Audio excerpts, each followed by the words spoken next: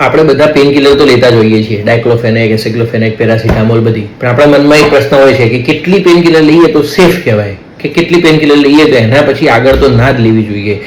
તો આનો જવાબ બહુ અટપટો છે, પણ તમને સમજાવું છું. એકદમ જે સિમ્પલ કોમન પેઇન કિલર છે, ડાયક્લોફેનેક, એસિક્લોફેનેક, એના વિશે આપણે વાત કરીએ તો એ તમારે 3 દિવસ સુધી તમે લો તો ચાલતું હોય છે, દિવસમાં 2 વાર, 3 થી 7 દિવસ સુધી તો બી ચાલે.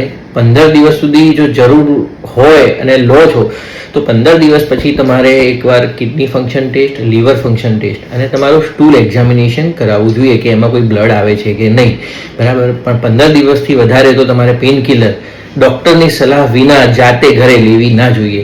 પણ ડૉક્ટરના ઓબ્ઝર્વેશનમાં જે તમારા ફેમિલી ડૉક્ટર્સ હોય એમને એ તમને લાંબો ટાઈમ ચાલુ રખાવે તો એ બધું તમને જોઈને જ એમને ખબર પડી જતી હોય કે ભાઈ અમને બીજી કોઈ તકલીફ થાય છે કે નહીં, એટલે એ લાંબો ટાઈમ આપી શકતા હોય છે. પણ જાતે કોઈના કન્સલ્ટેશન વિના 15 દિવસથી વધારે તમારે જો પેઇન કિલર લેવાની આદત હોય તો તમે આજે જ તમારો liver function test, kidney function test અને સ્ટૂલ એક્ઝામિનેશન કરાવી દેવું જોઈએ.